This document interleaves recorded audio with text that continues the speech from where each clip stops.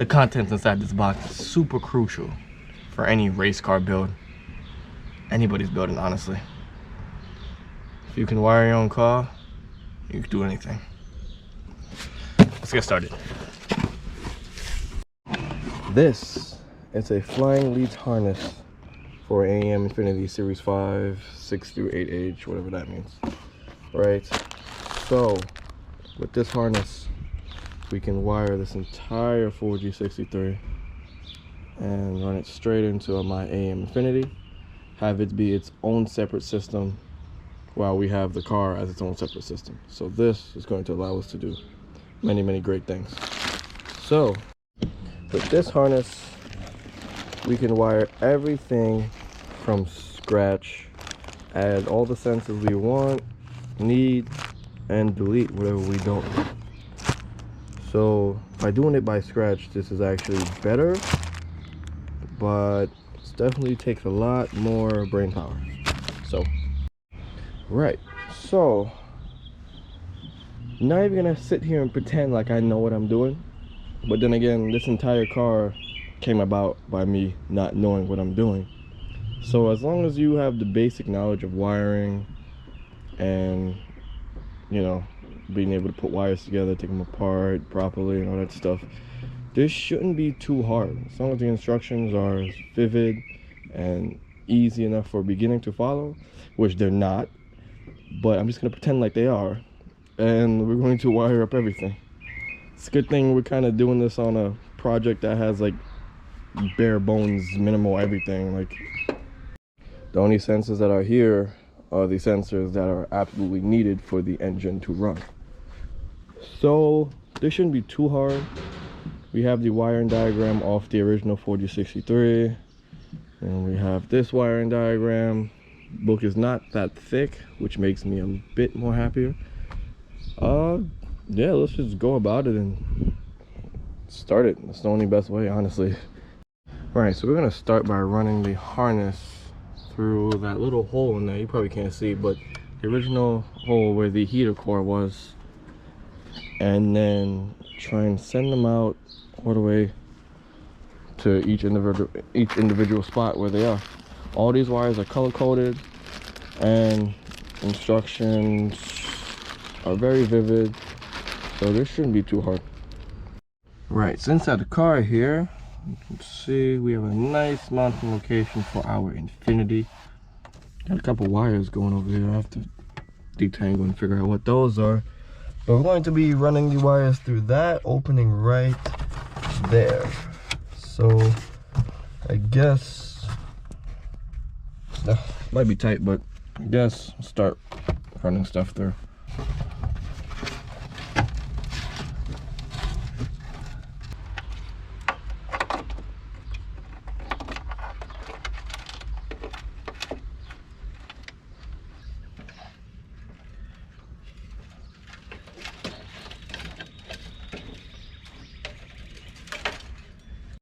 Cool, ran all the wires. That looks nice, the way it's set up like that.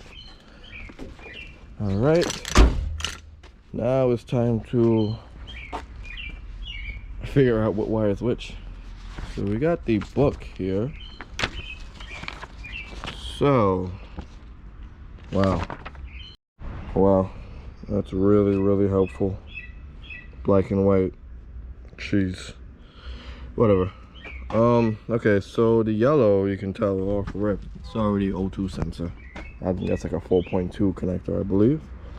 Blue coil, blue wires are the coils. Main IO bundle. You know, this would help out a lot if it wasn't in black and white. Gee, thanks AEM. How much money are you really saving on colored ink? Right, so now I can actually see what is what here. Probably the shadow's gonna block this, but right, so the yellow O2 sensor, blue is for the coils. This colored set, what is this for? Power ground bundle. Not bad, not bad. This one red wire, gonna have to feed that back in. That's for the ignition. Not bad. Orange is for the injectors. I believe we have like 8 wires here, but we're only using 4. And then this colored bundle is the main AIO bundle. I'm gonna have to figure out what that means later, but I'm pretty sure it's like sensor grounds or something like I don't know. I'll figure that out later on down the line. But let's go ahead and I guess locate where all the wires are gonna go and set them there. All right, so one thing that got them back on my good side was each wire is labeled, and you can't really see. But this one says injector 3, injector 2, what is this, injector 1, this is injector 4. They're all labeled on the wires all the way through. So that's actually pretty cool. So take back what I said about the colored ink, but still a nuisance. Now let's sort these wires out. Alright, fast forward in time here. Being that the wires were labeled, helped me out a lot. Alright, so going through all these wires, a lot of them are actually straightforward. This is kind of straightforward, guys. So basically on the loom, they have every single wire you need, but the cam and crank sensors. So I guess I'm gonna have to pin those in with the provided wires that they give. It's not that bad. Just gotta look at the pin out, shove it in the right hole, and send it out to the bay. So you can see these are the excess blue and orange wires, injectors and coils. I don't know, for some reason I don't want to chop these yet.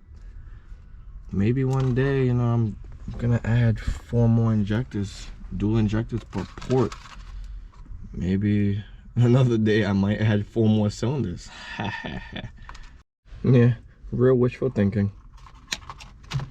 Cool. So trying to make this as interesting as I can for you guys. I'm having fun with this. I don't know if you guys watching are having fun, but this is actually really fun. So we got the ignition wire ran over here. This goes straight to the steering wheel. If you guys remember, I do have my steering wheel that starts the car. I wired all that stuff. I'm just gonna tape these leads up. We're not gonna use them. Power and ground. A long time ago I brought battery power in through that 300 amp fuse. Now that I look back, might be a little bit too much, might step that down a bit, but these are all the power and ground that goes directly to the battery, and that's connected to the battery. So that makes our life super easy, less wires in the bay. And we got this yellow VCC plus wire. I'm gonna have to figure out whatever that means, but yeah. Right, so took a little break and decided to label all the wires that I'm going to be adding to this system. So like I said before, this wiring harness comes with the bare minimum, and simply because they don't know which, you know, crank outputs, cam outputs you're going to be using, being that it's a universal harness. So you can see this is for a Evo 8, which is very convenient. This is actually really easy. So it already tells us C25, C125, C126. Those are the pinouts we're going to find out on here. Super easy, super simple. And of course it needs a sensor ground, power ground. I said power ground, sensor ground, and 5 volt from the ECU, sorry. Also we need the knock sensor and the boost signal. Okay. Also going through the wiring diagram, you can see they have like extra pins and whatnot. This book is actually very vivid with its stuff, and it's actually pretty cool. So thinking about adding a fuel pressure sensor, so that also needs 5 volt power and sensor ground. That goes to C53, power ground signal. Same thing for oil pressure, except it's C73. Our 12 position trim pot, that's what they call this. This goes to any free analog, and we have a bunch of free analogs. So this one is going to C169, And yeah, I almost forgot one thing. Also, I didn't write it down here, but we also have a flex fuel sensor to wire. This one doesn't take ECU power or sensor ground. It actually just takes 12 volts. That's why this was like such a universal kit. That's why everybody can add it to their cars. Super simple. You don't have to find 5-volt power. You can just add voltage from the battery. So this one as well is I believe is a analog output. And since we're going to use that, we're just going to use number 18 C1-70. Make sure I write all this stuff down so when you give it to your tuner, he knows which one is which. It won't be, you know, confused or anything. So let's go ahead and figure out. Also, figured out that these wires need to go through a fuse box. And I have one off a previous harness I made a long time ago. So this is the ignition wire. It needs to go through a 3 amp, I believe. That's why I love this. This diagram is amazing. Look at that. 3 amp fuse straight to the ignition. You can see the permanent power needs 10 amp fuse, and then these two 12 volts have to go through a 30 amp fuse before it hits the ECU. So that's actually really cool. This diagram really helps out a lot. So I'm gonna draw in the little space for the flex fuel sensor and name which analog outputs they are. That way I can just hand it to my tuner and he'll figure out everything. You don't have to, you know, bug me for anything. Everything's written down for him. So let's go ahead and get this through. Oh yeah, another thing. One thing I said, I don't think I said it before, but it came with its own relay. So this actually takes out the guesswork on how to power this ECU. So that actually helps. Right, so the OGs on the channel would remember this wiring harness. This we cut from the wiring harness that we were going to use to wire the 4B. Ended up buying the super wrong wiring harness a long time ago. But you know what, we're going to make it work with this project.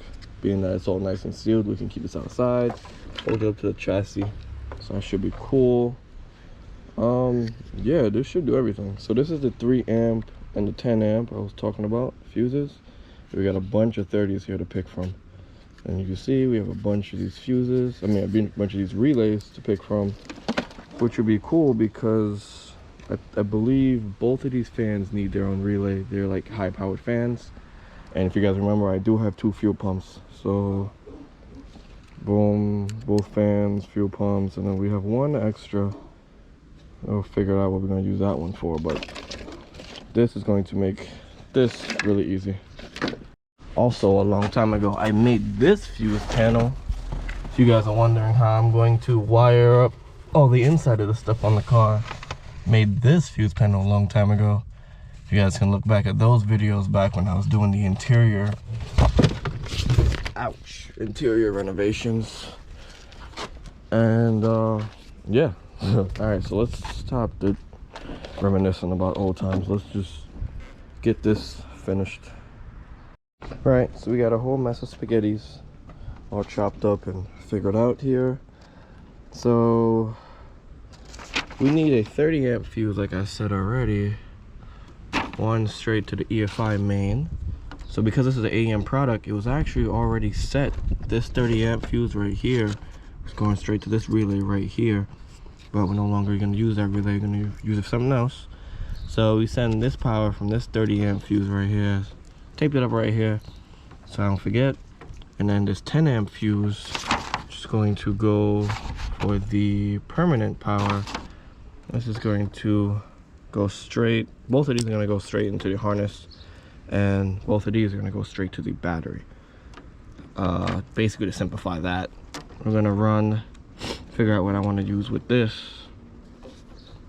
relay, but the rest of those will be figured out after. I'm gonna mess with the fuses first. Now I just gotta find a 3 amp fuse. Oh, there we go. Nice 3 amp fuse already given. Nice. This fuse is what we're going to run our ignition switch to, and then from the other side of the fuse it's gonna go straight to the steering wheel. If you guys didn't notice, I'm not doing really much time lapses or cutting to clips, so I feel like that would make this video boring, and I'm gonna try and keep this as entertaining as possible, because I don't see anybody else that made a wiring video this detailed about AEM Infinity. So try and keep you guys entertained as possible. We're gonna take this ignition wire, run it up through one of the grommets in there somewhere. I ran wires up straight to the battery in there somewhere, and then run this to the fuse, and then run the fuse. I'll probably cut this excess wire straight all the way to the steering wheel. All right, fast forward into the future here. A lot of stuff got done. I'm trying to explain it in the most simplest way possible, so you guys can do this on your own. So a lot of you guys probably be making your own relay and fuse box setup, so a lot of this probably won't, you know, go to you guys. But for the ignition wire, like I said, ran through here, connects to this 10 volt right here. You see I have them all just taped together right now. I don't have them all spliced up, just so I can double check my work. So we need a 10 amp for that. This is for the permanent wire, 10 amp. Also for the other two battery positives, goes straight to this thicker gauge wire, which turns out to be one of these 30 amps. Got that situated. Now the ignition wire, like I said, this is it right here, goes to this pink wire setup. A lot of these things were already situated from the factory, because this is an AEM fuse box. So you see it already has a 3 and a 10, so those two are perfect. So I ran the ignition wire from the harness straight here, and then into the 3 amp, into the 3 amp fuse, ran it straight back into this harness, and you see this and this is gonna go straight inside the car. I know it's a bunch of this and this and this, but you guys gotta figure this out. It's really not that hard, actually. So those 3 main wires are done. Now it's just time for the fun stuff. Let's start to label up all of our, I guess, fittings and whatnot. So now I explained the fuel pump. So now these 2 wires are power out for the fans. See, I have this white and red and blue wire.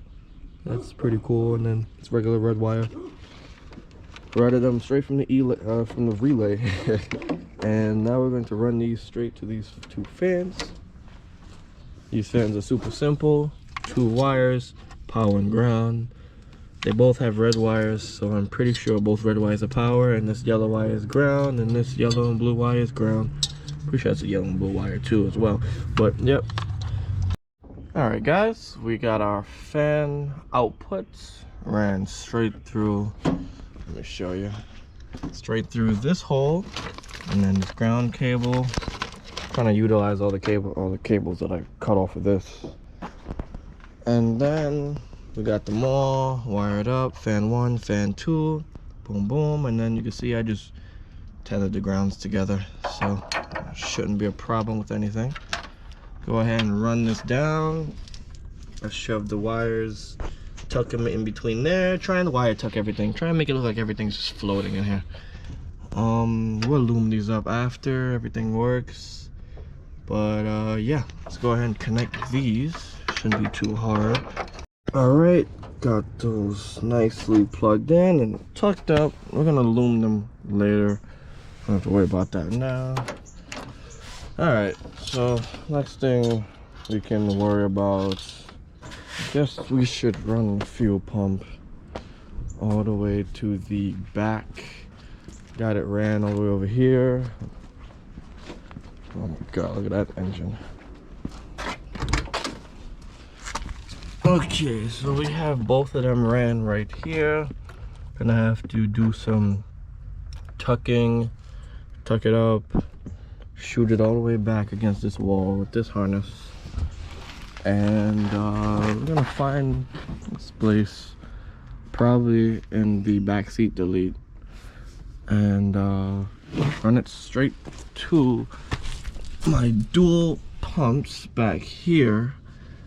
One of them is gonna be on all the time, the other one's gonna be on with, I don't know, I guess boost RPM. I guess he'll kick in however he wants to tune it. But I'm gonna call up AEM and figure out. I'm pretty sure it's another spare analog though, so I'm gonna figure that out.